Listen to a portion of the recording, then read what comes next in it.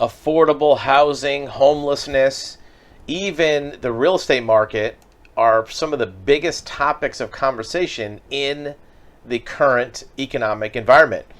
Everything from people who are living on the streets, don't have a house to live in, and how to solve that problem, to people who rent an apartment and want to actually buy a house or paying too much rent.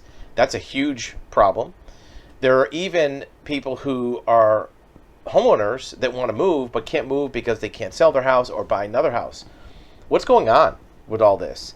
In fact, even the global nationwide problem of inflation is related to housing costs. In fact, the biggest factor in inflation, according to the CPI, is house inflation or residence inflation. Could be rent, could be mortgage. What's going on? What's going on is there are not enough homes to go around. And this is not something that happened overnight. It's something that's been building up for many years. There are about 5 million more people that need a house than there are houses for them to live in. It's not necessarily a matter of money per se. Some of it is. Some of it's the houses are too much. But if there were 5 million more homes, the cost of the homes at every level would be more attainable. At the lower level, people would buy them. Think about it.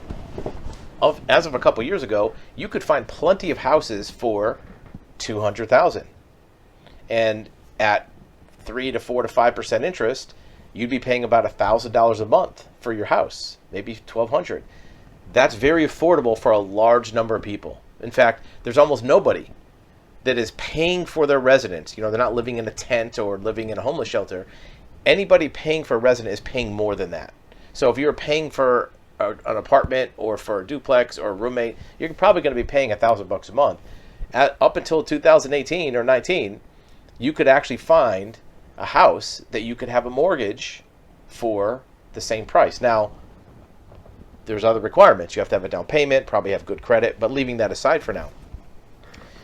Fast forward to 2020 or 21. Well, $200,000 houses are not as prevalent, but they still exist.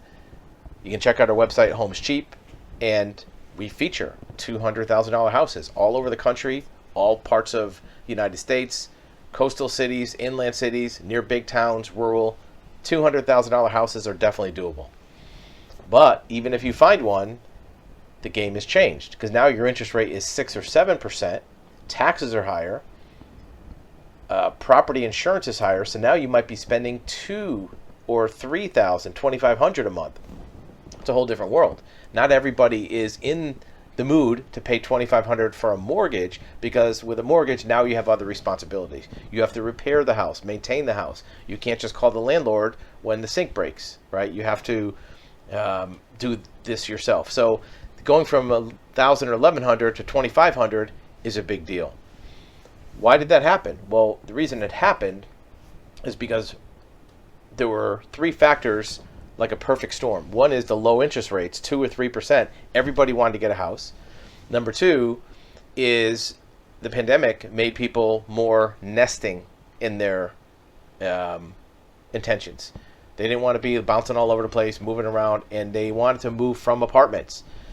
High-rise, mid-level, duplex type apartments. People didn't want to be dense in that living structure. They wanted to be in their own single-family home.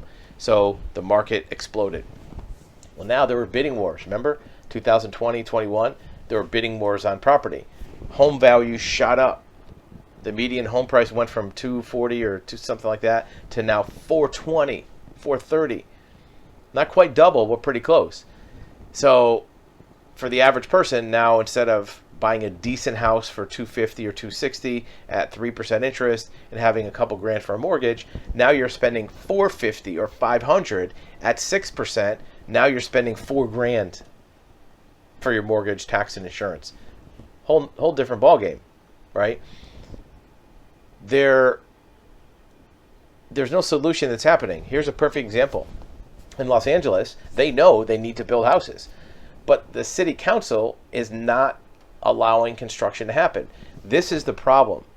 In most jurisdictions, the planning, zoning, permitting is not allowing construction to happen at a fast pace. There's other obstacles in the construction industry. There is supply chain issues, there's lumber prices, there's labor, there's skilled trades.